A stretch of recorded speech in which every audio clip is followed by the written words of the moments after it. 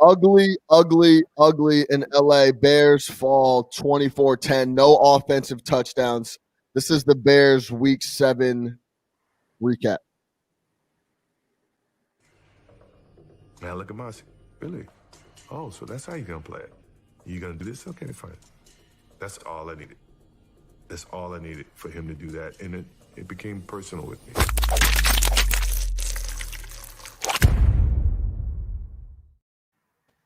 What's really good, my people? Welcome in. Bears Week 7 recap. They fall to 5-2. It was ugly, ugly in LA. I had it. Me and Nick talked yesterday. We listened to the pod. I felt it coming. Big Nick the Quick thought they would get a win. Let me welcome in the boys. Big Nick the Quick. Obviously, you know Big Nick Harvey. And our guy, the Bears insider, Eli Caberon. What's up, boys? What's going on? Yo. Let's jump right into it. What's up? Tree piece Monday. You said it's a KO? No, it's a three points. That's what the offense gave us, a 3-piece. Oh, 3-piece. Yeah. The tree. It was a KO and it was a 3-piece. It was ugly, man. Going into the game, let me start how I was feeling. I said it yesterday. I didn't think we'd be able to score enough points, and we didn't score any points. They bullied us in every single spot they could, on offense, on defense. I want to say Sean McVay called an insane game. He had us on our heels the whole way. He was using motion. The quick snap touchdown play was awesome. He was in his bag yesterday. Sean McVay called a brilliant, brilliant game. On our side, there was no brilliant game being called at all. We're obviously going to get to Matt Nagy. Let's start with you, Eli. Give me your thoughts on the game. 24-10, and then we'll start getting into the details of Nagy, play calling, the roster. We'll get into how we feel about the details. Yeah, so there were definitely some missed opportunities by the Bears. Tashaun Gibson had an interception, pick six probably at the end of the first half that he just didn't see the ball floating in the air. There was the slug and go to Mooney on the sideline when they were backed up inside their own 10 that Foles just overthrew it. So they left plays on the field, but they really left the win at home back in Chicago. They never packed it in their suitcase and took it with them to the West Coast. That game plan had no chance of beating the Rams last night. I don't know what Nick Foles was supposed to do behind an offensive line that had no chance. They didn't protect him. And then they just abandoned the running game again. So he's just a statue back there with no chance. So, yeah, I mean, there's blame to fall on everybody, offense, defense, special teams, coaching. But I just don't understand what their best case scenario was in a game like that, because they really didn't seem like they were prepared for what Sean McVay had for them and for what the offense was going to try to do against Aaron Donald and that Rams defense. Big Nick the Quick, go ahead. I mean, you put up 3 points on Monday night, you don't win the football game. You don't protect your quarterback, you don't win the football game. You have questionable play calls throughout the game, questionable decisions throughout the game. You don't call a timeout and have them punt when there's 10 seconds left at the end of the first half for no real reason at all, right? You just get into this habit of outsmarting yourself. It's 4th and 1 when the game is already out of reach. I get it. We were down 24-10, but it's 4th and 1, and for whatever reason, you flip it to your kick returner instead of just lining up in the eye and giving it to David Montgomery for 1 yard. 1 yard. That's what we're talking about here. 1 yard, right? Your quarterback is just getting absolutely destroyed all night. We were talking about it with that, I think it was to Mooney, the one that he missed and overthrew a little bit. While Mooney was wide open, Nick Foles also had 2 guys in his face, right? Which was just a great call by the defensive coordinator, whoever that guy is on the Rams, the young guy. He'll be a head coach soon. Just throwing all types of blitzes at us. Aaron Donald, while he was great and, was a huge disruption, it was really the other guys that were getting off. I mean, Leonard Floyd had 2 sacks, for God's sake. Like, this is, we talked about it yesterday with the offensive line and how it's a point of concern. And it against a team like this, you fully saw what happened. You could not get anything going offensively. And then on top of that, Matt Nagy did you absolutely no favors with the play call. Why is Teddy Ginn still on the football team? What's the point? What's the point of being back there? Honestly, what's the point of being back there if you're going to make their punter the MVP? Really quick on that, one of my biggest pet peeves in football is when punt returners don't catch the ball. I understand it's a lot of the times you're trying to get the ball to bounce into the end zone. The first punt we get bailed out, it jumps out of bounds at like the 7. The second punt, there's enough air on it that the Rams have enough time to run down, get behind the punt, and stand on the 1 yard line and wait for it to bounce. Ted Ginn doesn't even attempt to try to go catch the punt. It's so infuriating. That can change a drive starting from the 1, even if it's from starting from the 8. Just go catch the ball. I know you don't want to make a mistake and give the team the ball back, but that's what you're back there getting paid for. Cameron called for Cordell Patterson to return punts, I think, in week 3 when we started doing this. He's been saying that from the start. That hey, how about instead of giving the running back snaps, that the touches you plan on giving Cordell at running back, how about you give it to him at punt return? And put another running back on the roster and get Ted Ginn off the active. Like, what is he doing? Yeah. What is he? He doesn't play any offensive snaps at all. He doesn't punt return, which is why he's on the team. Cordell Patterson's supposed to be your return specialist, 100%. Put the ball in his hands. We know he's not going to be scared. We know that that's not going to happen. What happened yesterday with Cordell Patterson on there? I mean, the whole thing was ridiculous. That is all a poorly coached team. And then if you listen to the broadcast, some of the things that were just being thrown out there on the broadcast, it was incredible. You think that Matt Nagy talks a lot. You got guys throwing Anthony Miller under the bus. You got Akeem Hicks drinking 40 beers. You got Nick Foles questioning play calling to Brian Greasy. I mean, that is incredible stuff. The broadcast was extremely telling to me. I thought the Anthony Miller thing was really telling when they said, oh, yeah, Anthony Miller is the guy who'd be voted most likely to be late to practice. And it's like, this is a guy who we know has focus issues, and his teammates are going out in the pregame interviews with these guys and telling them about Miller's focus issues and laughing at it. Like, come on, man. This is all bad. I tried to give Nagy some benefit of the doubt last week and talk about his record and all that, but let's talk about it what it is, man. This is a team with an offensive head coach and zero offense. Last night was a zero offense game. A zero offense game. They did nothing. That's being nice. Negative offense game. They did nothing impressive on offense other than the 40-yard Allen Robinson pass play at the end of the fucking ball game. Cole Kmet made a cameo and then vanished. Well, I don't get that either. I know, Sean, you've been on him all year, but I'm starting to wonder, is it him or is it Nagy? Yeah. Because when Kmet's come in the game, he's made some plays. He had a touchdown last week. He had a great reception this week, but then we go away from him.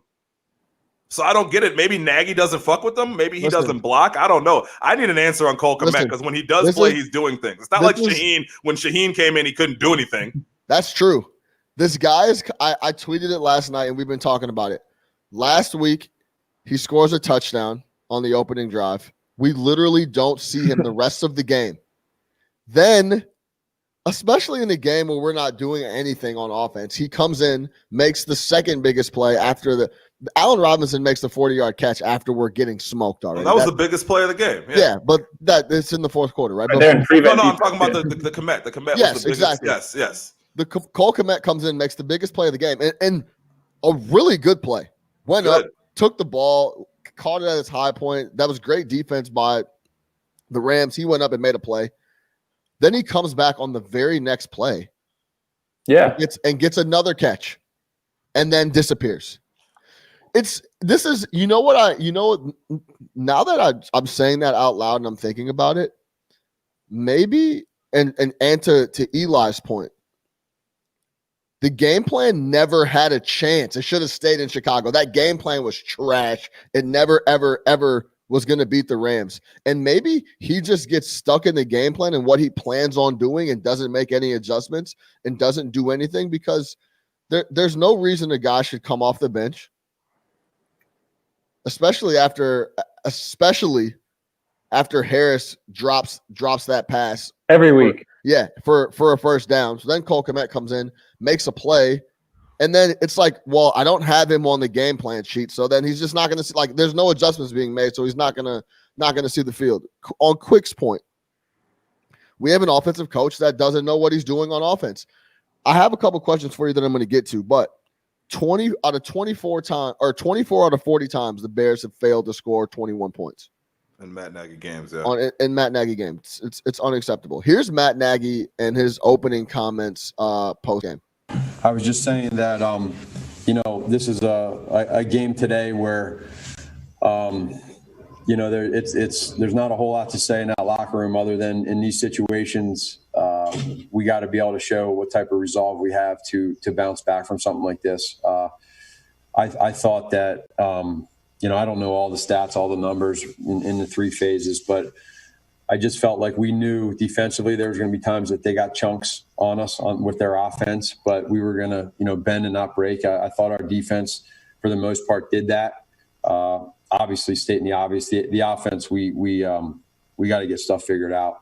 It's not good enough, and to be outscored by your defense obviously is unacceptable too. So that part's frustrating. We got to get stuff figured out every fucking week. We got to get stuff figured out. Hey, we got to go back and figure stuff out, guys. I'm not going to call anybody a quitter on this team, but we obviously got to figure some stuff out. Hey, this week we really got to get some stuff figured out. We got to go to work every fucking week for 3 years.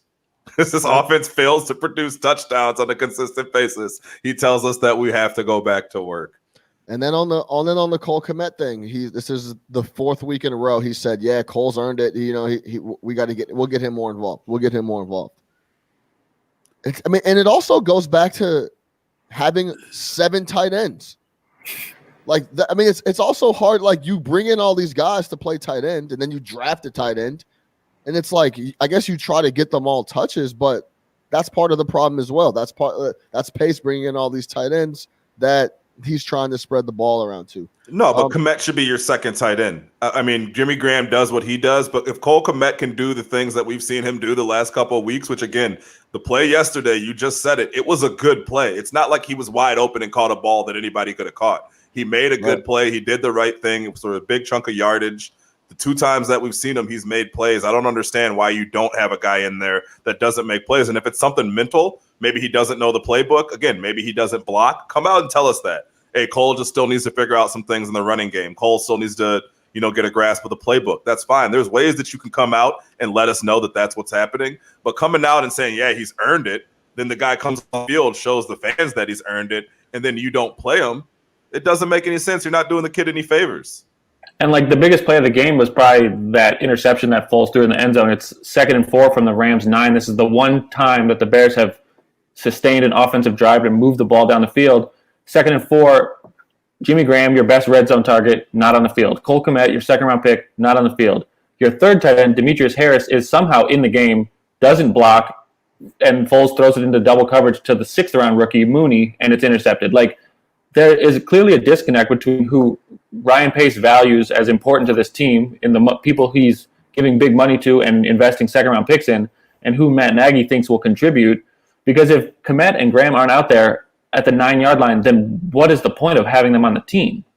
That's where they would, in theory, thrive, and Nagy has no use for them there. Well, and it's not like Nagy's reluctant to play young players either, right? Mooney has fully solidified himself as the second receiver, and it's not like this guy was a high draft pick and he's coming in over a high draft pick in Anthony Miller. So it's not like, that's just Nagy not playing young guys. He has played young guys. Yeah. But yeah, to your point, what is the point of not having Kmet in there? Why not have Jimmy Graham in there? And that does not excuse that decision by Foles. Oh, no. Awful interception. There was absolutely nothing there. You cannot throw that ball in that situation.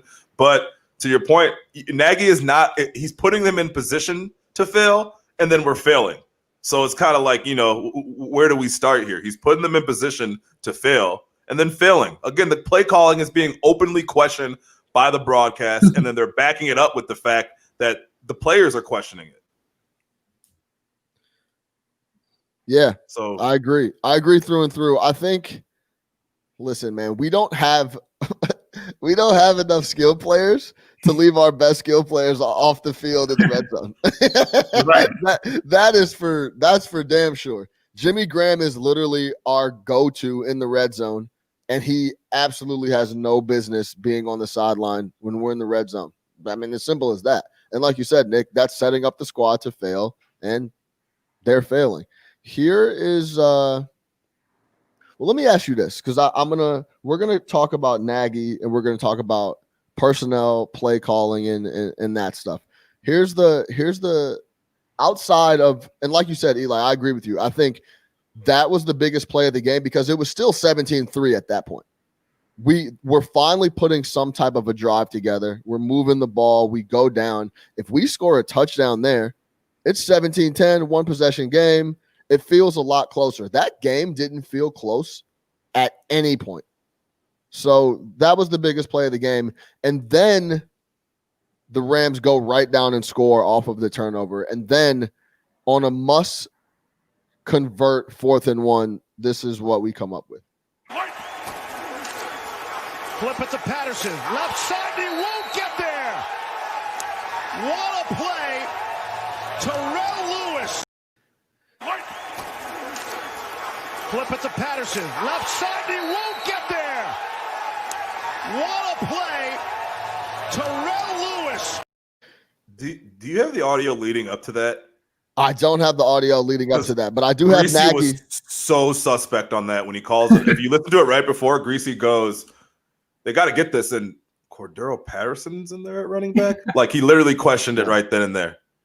Well, I tweeted last night that Nagy just does a lot of head-scratching stuff. And I think, well, let me actually, before we get into it, we'll break it down after. Here's Matt Nagy on the Cordell Patterson play on a 4th and 1. If you could elaborate a little bit more when you said you've never been a part of something like this before. And then in addition, the 4th and 1 to Cordero, what gives you confidence in that play on a pitch play to the short side? Yeah. Well, I have no idea, but I don't ever remember having our own defense score more than our offense. That's hard to do. So that part I don't like, and that bothers me. The second part is sometimes what happens, Dan, is we scheme plays and we have things and certain looks that we like, and then there's the execution part. I got to go back and actually see the execution part. I know that our whole entire coaching staff and our players coming out of that break felt really good about that play. We all did. There's nothing where anyone was like, maybe we shouldn't do that. No, we felt good. So they made a play. And one thing that I want to do, and I didn't do on the front end. So that's Nagy on the Cordell Patterson play. A couple things. It's a really sweet life for these coaches sometimes, or guys that just want to avoid it, where they could just say they don't have to answer any questions because they just say, I got to go look at the tape. That should be banned. You shouldn't be able to say that. That should be a fine every time you say that. Because, dude, you're fucking calling the game. You're the head coach. You're on the sideline. You're watching what do you mean you have to go look at the tape? Yeah, we didn't execute it, but it's just so frustrating that. And to your point, Nick, that you've been saying for weeks, when Cordell Patterson's in the game, Cordell Patterson is getting the ball. Yep. And every single defensive coordinator has to be telling their guys that. If you see Cordell Patterson, he's getting the ball. 110%. He's the human telegraph. If he's in there, he's getting the ball. And furthermore, he's not getting the ball up the middle. You're sending him outside. You don't send Cordell Patterson up the middle. He's a big dude, but he's not a bruiser. He's a speed guy. So it's going to stretch play. It might be pitch, whatever it might be, that type of play. It's the whole time. Blew that up in the backfield. It's a fight for the 1 yard. It was up in the backfield. It never had a chance. That was an awful play call. The entire stadium knew what was coming. Just, again, I don't understand, and I talk about this play all the time. I don't know what game it was last year when we were at the goal line and he put Tariq Cohen in. Like, sometimes you just do this stupid shit. It's head-scratching stuff. You don't go off of what's worked. Of literally, we say watch the film. There's 60 years of film of lining up guys in the I formation and just going at somebody and trying to get that yard. You keep saying that. Listen, you keep saying that, but literally, David Montgomery up the middle was getting 0 all day, all night. I'd rather die with that than die with a Cordell Patterson flip. No, I agree with backfield. I agree with that, but don't run either one. It wasn't That wasn't working either. I mean, if you wanted to run that up the middle, then just give them the ball back right there. So I don't mind trying to do something else, but putting Cordell Patterson in a pitch to the short side is not the right play call. Run the fucking ball in the middle. To Nick's point, I just looked at the numbers. Patterson was on the field for 13 offensive snaps, and he was either targeted or handed off to 8 times. So that's a 60% usage rate. Like, Yeah, it doesn't take a genius to figure out, like, 84's in the game. That's where the ball's probably going. And, like, Matt Nagy, you're an offensive coach. You're supposed to scheme up a play that can get 1 yard. And, like, Sean, like you said, the running up the middle was not going to work. I appreciate that they ran away from Aaron Donald for one time instead of running right at him, which they tried to do earlier in the game. But a toss to the short side with your kick returner is just not an inspired play when you need to convert 4th down. I mean, they tried that last year. Remember in the season opener against the Packers? They handed it off to Patterson, and it got stuffed right away. Like, this is not a short yardage back. He's a kick returner. Short yardage back, yeah. He's not Mike Allstott. Yeah, I guess really quick, Nick, because I agree with you. I don't have a problem running the ball, but then either you're the offensive guru. Just come don't listen, do that. Hold on, listen. Yeah, don't do that. But come out in a different formation, maybe. Come out and spread it out like you're going to throw it and run it. Don't line up. I mean, there's just stuff like nuanced stuff like that. It's just you knew the play. You knew the play. You bro. knew the play. You knew the play. You saw him back there. That. Again, if you get that audio with Greasy, he literally says it with the question. He's like, Cordero Patterson's in there at running back. It's like, come on, man. Here the fuck we go again. Because they've been sitting there for 4 quarters watching this bullshit. And they're, again, listen to the broadcast. It was so telling. They were openly questioning Matt Nagy the entire fucking game and then backing it up with players openly questioning Matt Nagy. That shit is telling. That is telling. Your quarterback is literally saying, I get plays sometimes, and I know I'm going to end up on my ass, and it won't work. We're going to get to that, and then we're going to get to, because I know Eli wants to talk about it, too. We're going to get to that, and then we're going to get to Foles clearing it up or not clearing it up after. Let me ask you guys this. I'll start with you, Eli. Is this more – I got 2 questions. This is the first one. Is this more Matt Nagy's fault on offense, or is it the personnel that Pace has put together? I think it's Matt Nagy's fault because he put the onus on him when he changed from Trubisky to Foles. Like, he was like, this is the quarterback I want. This guy knows my system. We can run my offense with Foles back there. And Foles has gone back there and had done no better than Mitch Trubisky did. And I'm not saying that they should switch back, but at least number 10 could run. Like, at least Mitch was making plays with his feet. He could stretch the field, get out of the pocket, throw on the run.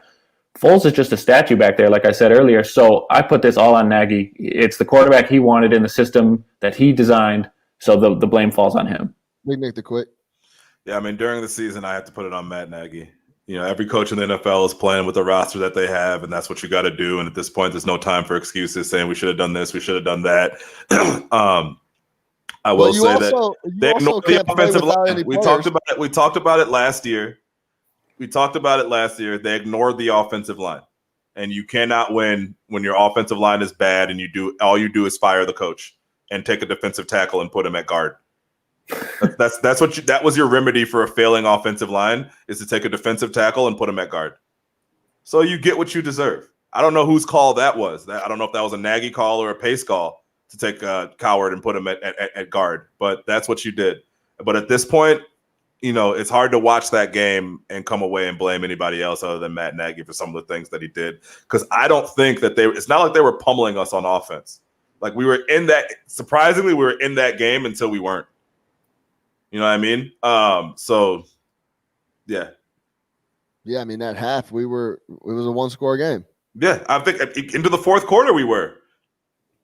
Until that red zone pick absolutely killed us. But yeah, that was in the 3rd quarter. It was dead after that. After they went down and scored after that, it was dead. It was 24-3, it was dead. But even then, it's like, hey, pick, touchdown, now it's a 1-score game and you can get back into it. So it's not like on offense they were just they should have really beat us 41-10. All the chances that we gave them on offense, right? So, you know, when you look at it like that, it's like, man, you couldn't scheme up 14 points for us real quick, dog. Like, you couldn't scheme up 14 points when your defense is out there making plays left and right, and you can't put it on the defense. They said, this is the best stat I heard last night. The defense just gave up their first passing touchdown of more than 10 yards. Yeah. And it was like a 13-yard touchdown from in the red zone. Like, come on, all year. Like, come on, dog. We said it last week, they don't give up big plays. There are so many defenses in the NFL that absolutely deflate you with giving up big plays. This defense is not giving up big plays. They put you back on the field. They force turnovers. They keep the pressure. And you can't do anything on offense. 3 and out. Unimaginative bullshit. overthrows, quarterback on his ass, left and right, and you don't do anything about it. But you still calling these plays that put him on his ass. And he knows it. You know it. The fans know it. Everybody knows it. And then you come out in the middle after the press conference and talk about, well, everybody liked these players coming out. What the fuck you think they're going to do? Stand up and say, oh, no, Matt, don't call that? Like, come on, man. Right. You are the head coach.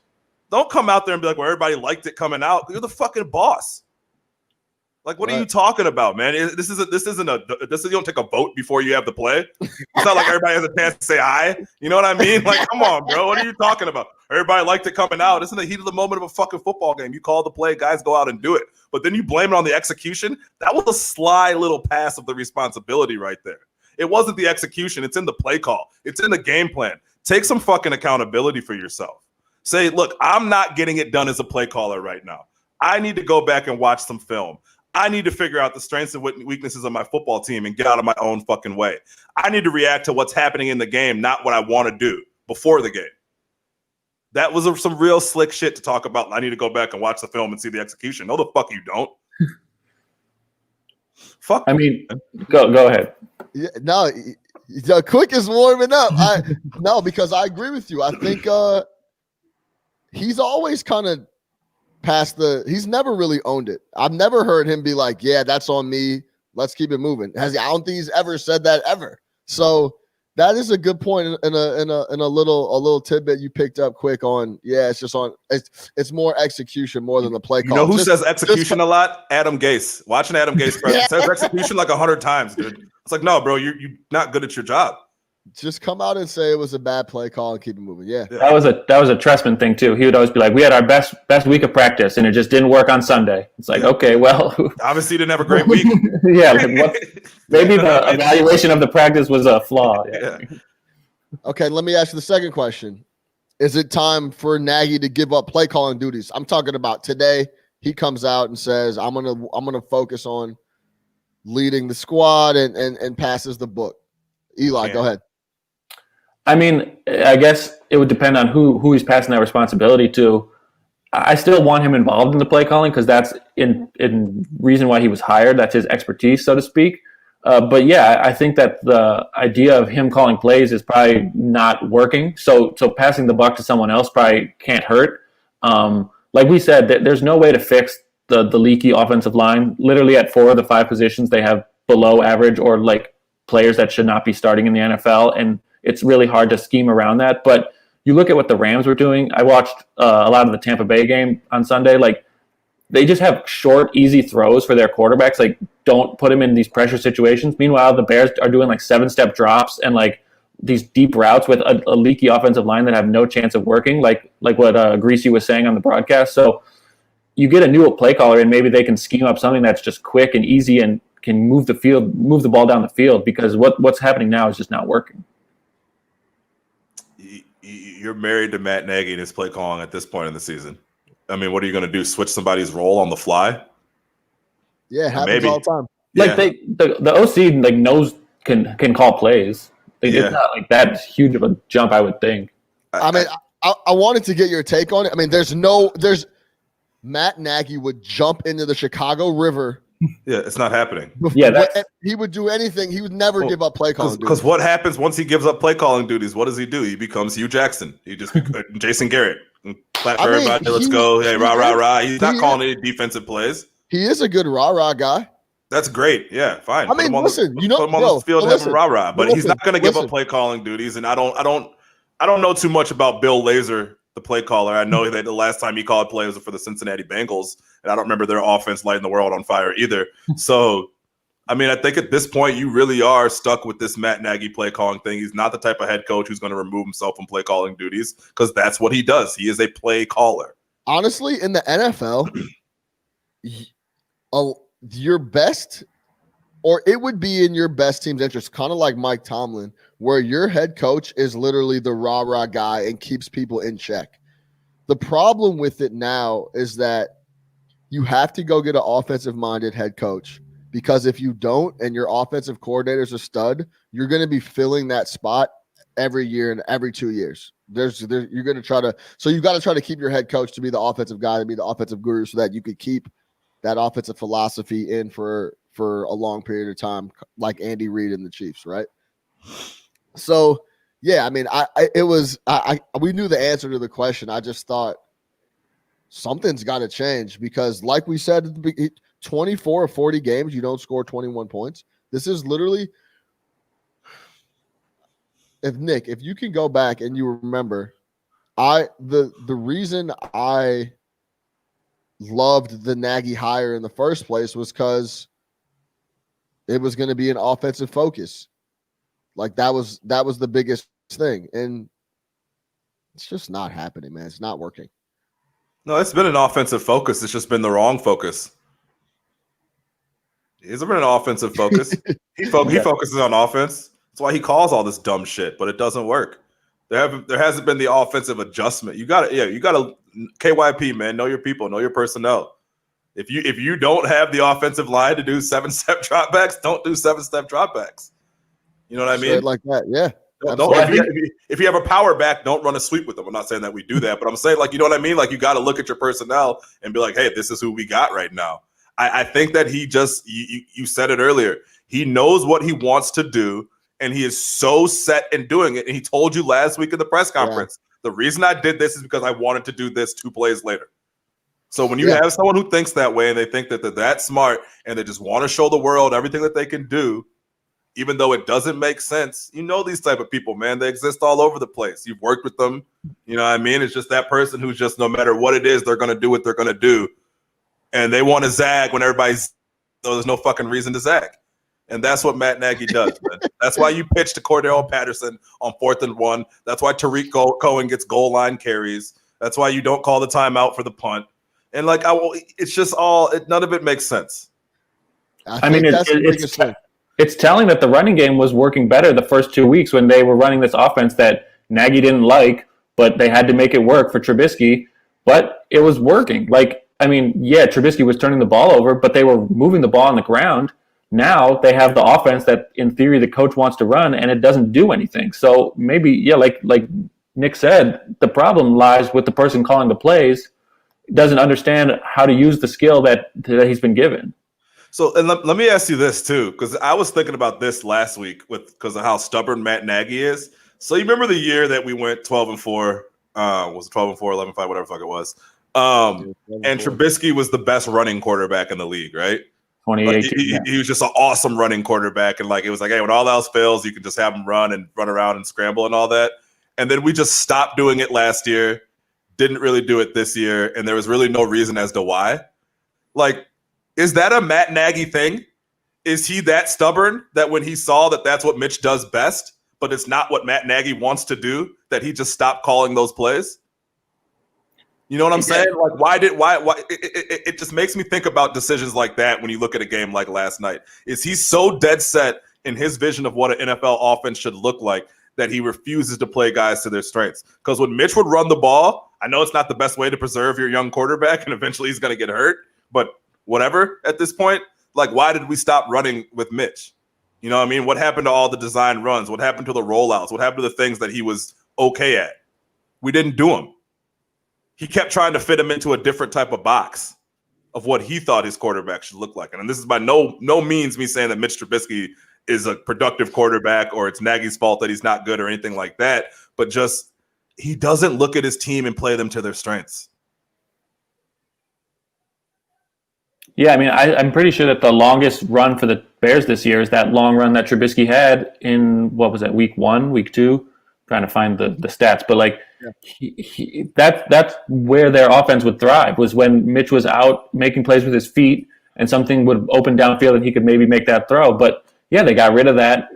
Nagy talked all last year about how 2018 was Nagy 101 and that Trubisky was going to graduate to 202 and like master's level courses and stuff. And then it just stopped. And it's like, Was the problem Mitch that he couldn't pick up the offense, or was Nagy unsure? Like maybe he's just a shitty teacher and like can't convey the message to the quarterback. Honestly, I forgot about Nagy 202 and yeah, Nagy yeah, 101. yeah. He's like, right now we're on Nagy 101. We'll be on Nagy 202. We'll be on 202 here coming up. Yeah, at Trump University, huh?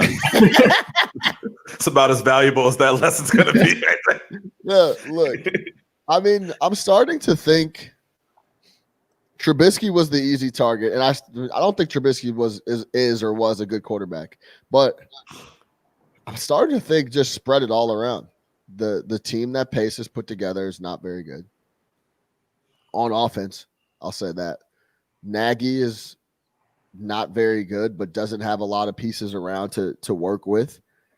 And Trubisky had so much pressure on him that Nagy or that Pace put in by drafting and going up to get him that he just couldn't fill those shoes. So I'm starting to think it's all the way around. Then it was more than just Mitch's fault. I want to play. Pace has also whiffed on 6 first-round picks. Yeah, a lot of them. Did he make the Fuller pick, or was that no? That was Phil Emery. That was the last Phil Emery pick. Okay. Yeah. So he's hit on how many first round? Has he hit on a single first rounder then?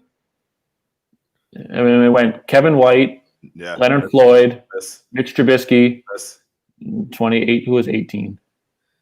Then they traded 2 for Mac. Who was? I don't know who 2018 was. We haven't had a first round pick in 2 years, right? Yeah. No. Mac. No, Roquan Smith. Roquan Smith. Yeah. And then so he's Mac, hit on 1. And then Mac is your other one. Yeah. So yeah. But he's just first round picks all over.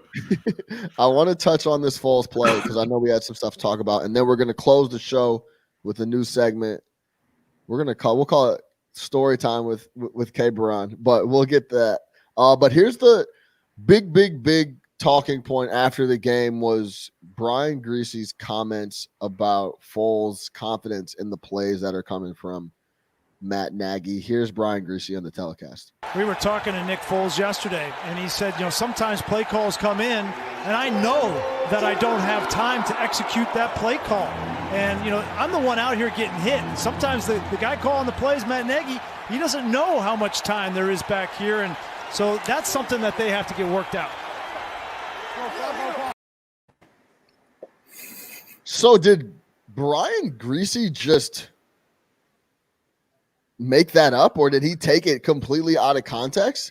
Or do you think there's a little, maybe it was a conversation Griese wasn't supposed to say on national TV? Quarterback confidential? Yeah, QB confidential. Or was it? Yeah, I'm interested to get your thoughts on what does that mean exactly? Eli, go ahead. I mean, either he was throwing the offensive line under the bus or he's throwing Nagy under the bus. Like it's really hard to decipher anything else besides that. Like he's saying, like, I'm getting these play calls and they're doomed to fail because I know I'm going to be on my ass within 3 seconds.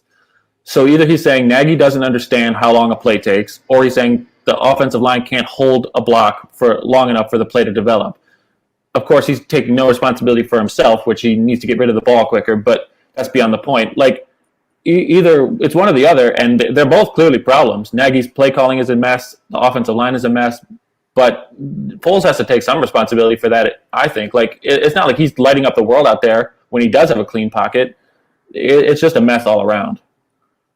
Yeah, if I had to guess, not even guess, I know that was a shot at Nagy. Like, I think the offensive line are kind of, just collateral at that point in that attack. But I think that was 100% aimed at Matt Nagy.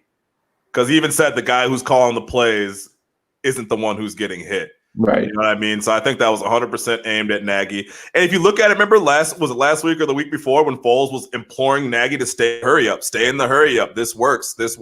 And even last night, what worked for the Bears? Staying in the hurry up. When it slows down and Matt Nagy starts to get his hands all over the play calling, Nick Foles doesn't like it and it doesn't work for the Bears. So I think that was telling, man. Again, the hurry up was the only success that we had in offense last night.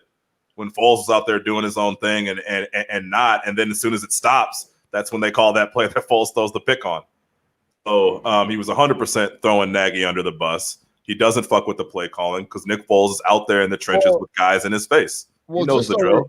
Just so we're clear, Foles said that those comments were miscommunication, that he didn't He essentially said he didn't say that, but he didn't want those line. He did because he didn't want his linemen to be mad at him. He didn't want his defensive tackle guard to be mad at him. I don't know if the comment was chopped up, but something was said, and Greasy didn't just get on TV and just make up this conversation, right? Right. So yeah,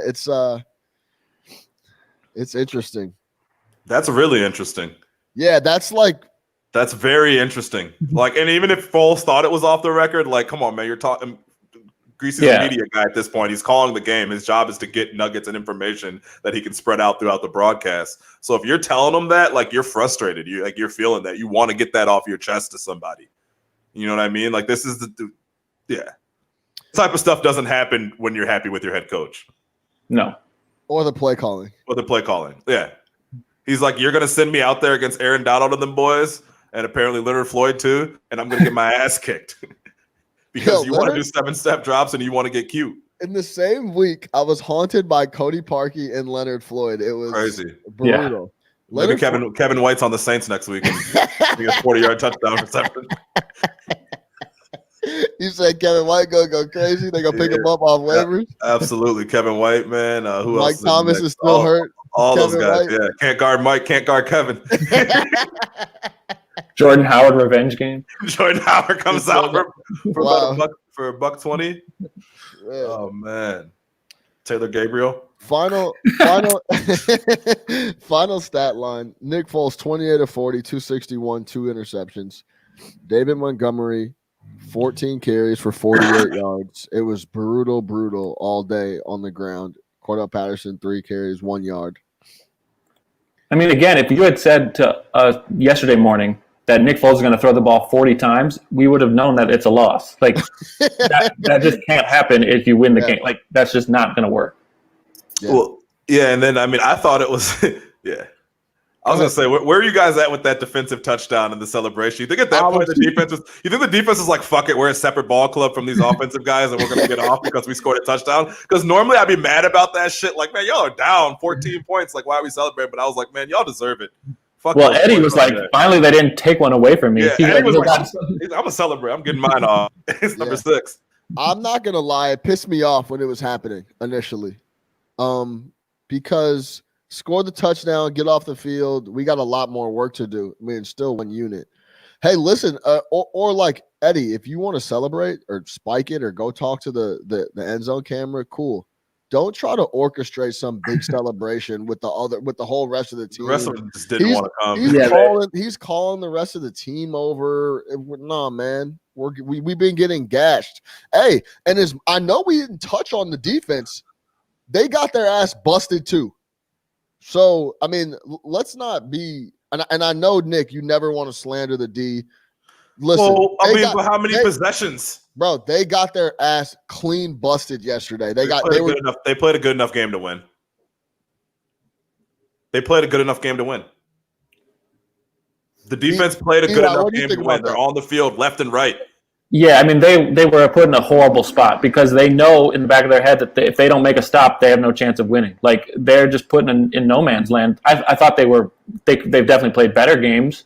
They were sloppy at times, but I agree with Nick that they played well enough to win. If Deshaun Gibson makes that interception and runs it in for a touchdown like it looked like he could have, it's a whole new ballgame. Like, they were in solid position. They didn't make enough big plays probably, but the loss falls squarely on the offense. I'm not going to blame the defense for that.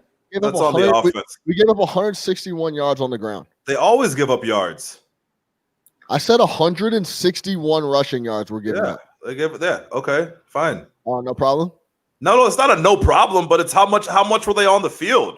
The offense kept putting them on the field in bad positions. The offense would start at the 1 because the Rams have a fucking $18 million punter, which is incredible to me. I looked it up. This guy signed for $18 million. He got every dollar's worth last night. He might be worth $18 million. 100%. Starting at the 1. Are you kidding me? I've never seen someone kick it 90 yards, bro. No, that guy's a problem. He caught that shit on the 10 and put it on the other 5. Look, what? That guy is problematic. I need that guy. I mean, he 100% was the MVP of that game for them. But yeah, man, the defense played well enough to get the W. If you had a C+ offensive performance, you would have won that ball game. How many of those points are because they're on the field, they're gassed. By the end of the game, they were tired. Yeah, you could run all over them. They're fucking tired. They did enough to win the ball game, man. They did enough to win the ball game. After all that, they only gave up 24 points. The Rams should have scored 41 points. 3 years ago, the Rams would have scored 41 points in that game. They weren't getting owned up front for the most part. The offensive situation was so bad that you can't put it on the defense. I'm sorry. If you would have had a semi-competent offense last night, you would have won that ball game. So if you had to grade the defense, what would you give? What's the grade you give them last night? C. Yeah. Okay. So that's a bad. C's get degrees, baby. That's a bad performance for us. 2.0, dog. Right, well, yeah, they're graded on a scale, but if you grade on the offense on the same scale, they've gotten Fs across the board pretty much all season. So. I mean, it's a curved grading system. Last night. It might be time to start. Classes. It might be time to start calling this the worst offense in the league. The Jets. Yeah, the Jaguars. I mean, but we're up there. Yeah. The Jaguars put up points this week. Yeah, we're up there. I mean, it's one of the worst offenses in the league. Absolutely. I mean, when you combine a defense or an offense that can't do anything and a special teams that doesn't touch, like Ted Ginn just standing there watching the ball, like the defense had no chance of making plays that they needed to. Like Nick said, they were bend but don't break. They let up 24 points. That's not that bad, in my opinion. Yeah, they scored 7, so like net 17 points. Like the Bears defense gives up yards, not points. It's been that way for years. Yeah, give up yards, not points. 24 points with the amount of opportunity that the offense had last night. I'm fine with that. I can live with that. You scored 28, that's a W. You scored 21, it's probably a W. It probably wins 21-17, like I fucking told you yesterday. I can't. It's the offense. It's never going to win that game. You cannot watch that game and come away with anything other than the fact that the Bears are a horrendous offensive team,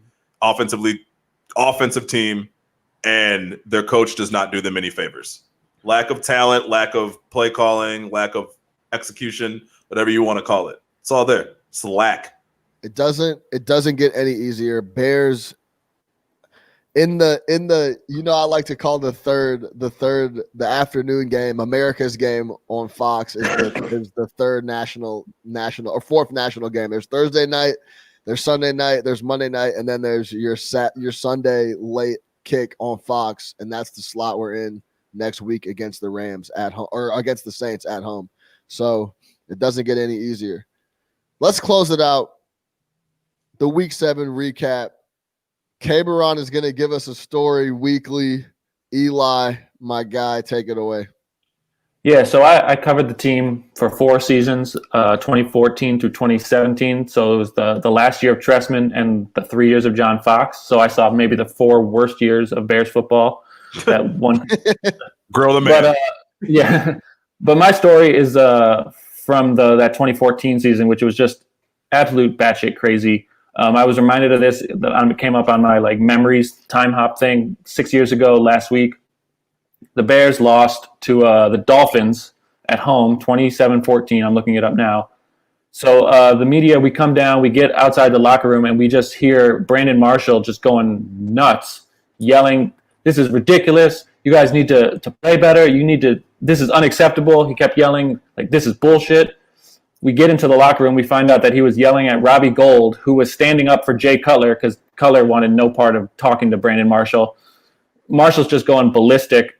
And I have clear memory of Dante Rosario, who was the backup tight end, just standing there in the corner, shaking his head, being like, "This dude is fucking nuts." Speaking of Marshall, Robbie Gould is just trying to defend his quarterback's honor. And then the following week, I swear to God, at least 6 guys on that team had their own radio show. And they're all giving their perspective, their point of view about how, that was just blown out of proportion. This team is together, blah, blah, blah. The next week they go to New England and lose 52-10. Lamar Houston breaks his Achilles celebrating a sack. It was just a complete clusterfuck. Nobody liked Mark Trestman. Brandon Marshall just went off every week yelling at players, taking no responsibility for his own. And yeah, that's my memory of week 6 of 2014, or week 7, I guess it was. But if you could sum up the Brandon Marshall teammate experience, what would you say? I mean, he had his guys. He had people that he liked, but for the rest of the people, they were just targets. Like he would just go off. Yeah, I would not want to be teammates with that guy. Wasn't there a story of when he was going off one day and Lance Briggs just slipped out the back of the locker room? Yeah. Like, I want no part of this.